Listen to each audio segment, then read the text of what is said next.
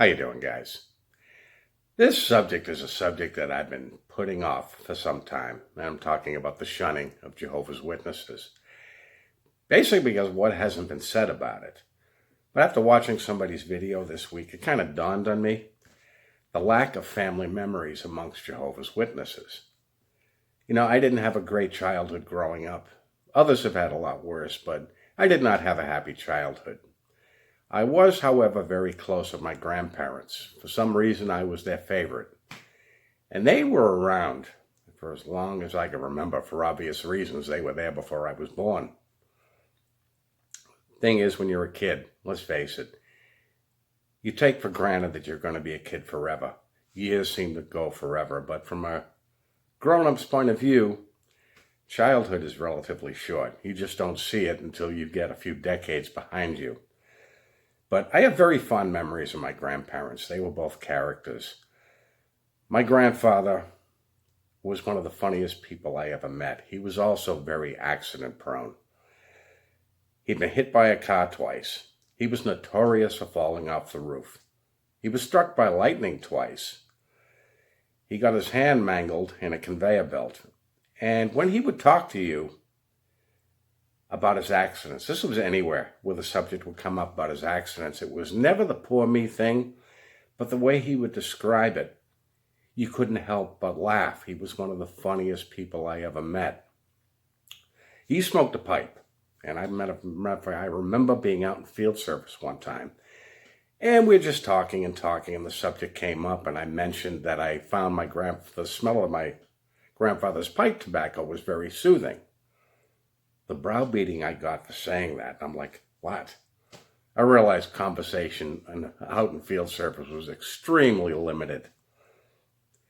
Well, I don't think a week went by that I did not see my grandparents. This was right up until adulthood, sometimes twice a week. And before you would leave, my grandmother was funny for this, she would already be setting up the next time you were coming over. And it was kind of like, were our visits all she had to look forward to? Maybe it was. She had talked my grandfather into quitting smoking one time. And he agreed to say, okay, I'll quit smoking. Down in the basement, my grandmother was a big woman, so she could not climb stairs, so she never went down the basement. My grandfather used to hide a bottle and a pipe down there. There was just one time he's down there smoking away. He came upstairs. He forgot to take the pipe out of his mouth. And I'm just like shaking my head, but it was hysterical. Oh, you started smoking again? He's, oh no, I just found this down the basement. You couldn't help but laugh. But thinking about it, these are just memories that I could not take away from myself, first of all, but also take away from my grandparents. I did not have a good relationship with my father. We've discussed it since then, but I asked my father one time, how come grandparents and parents are so different? And my father actually answered that. And he says, well, parents, it's their first time around. They make mistakes. They've got all the responsibility and they have little time to enjoy the kids. The funny thing is, I see my father today with the grandkids, and he is so different. You can look at his eyes. And now I'm understanding what he was saying many years ago. And I'm looking at him and thinking, this is not the guy I grew up with. But now he can enjoy the kids because the responsibility is over. And as you get older, you actually have less and less and less to look forward to. You focus on smaller things. My grandparents, yeah, that's what they look forward to.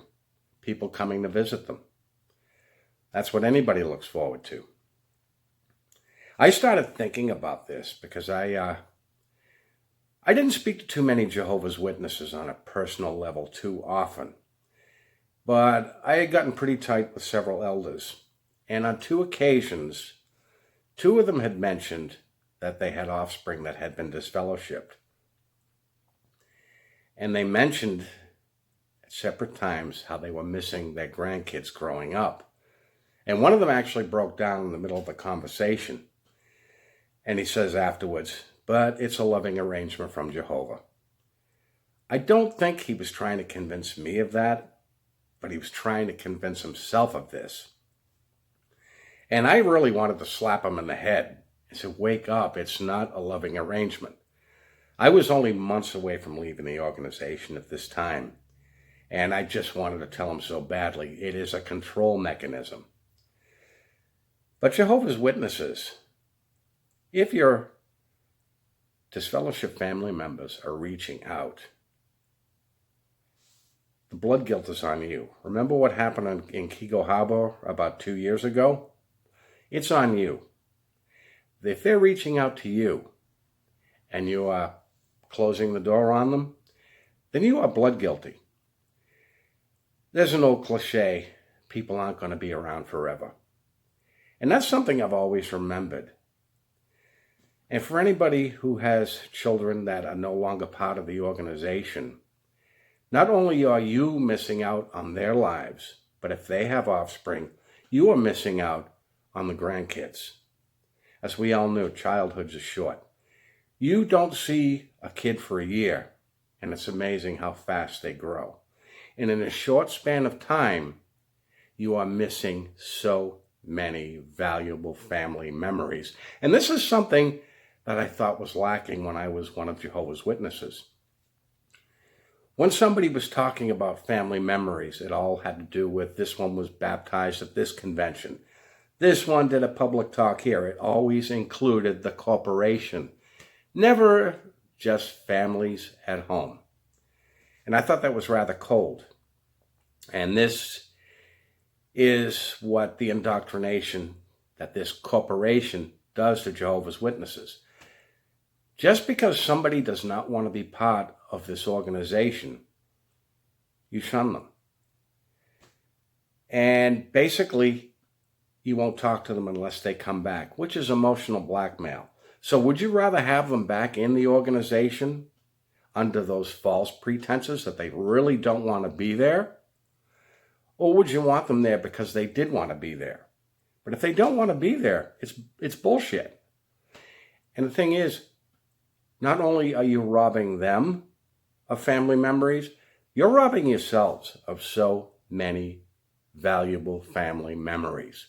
You're allowing a corporation, you're allowing this organization to control you at the halls is one thing, but to come into your very household and tell you how to live your life, tell you what you can and cannot do in your own house, tell you which family members you can speak to, which one you can't. That is emotional blackmail, and none of you seem to have the balls to be able to stand up and just say no. JWs, give it a thought. If you got a family member reaching out, the corporation, you can keep out of it. They do not own you. They only have the control over you that you allow them to have. And if you're disfellowshipped because you'd rather talk to a family member, that's not sinning against God. That's going up against corporate policy, which is BS. Anyways, guys, that's just something I wanted to touch on because the whole subject of shunning, now I don't have any family in, so shunning me is ineffective.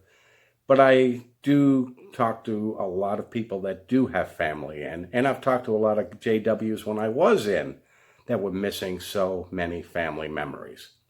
Anyways, guys, that's all I got today. Feel free to leave your comments below, and I will talk to you soon.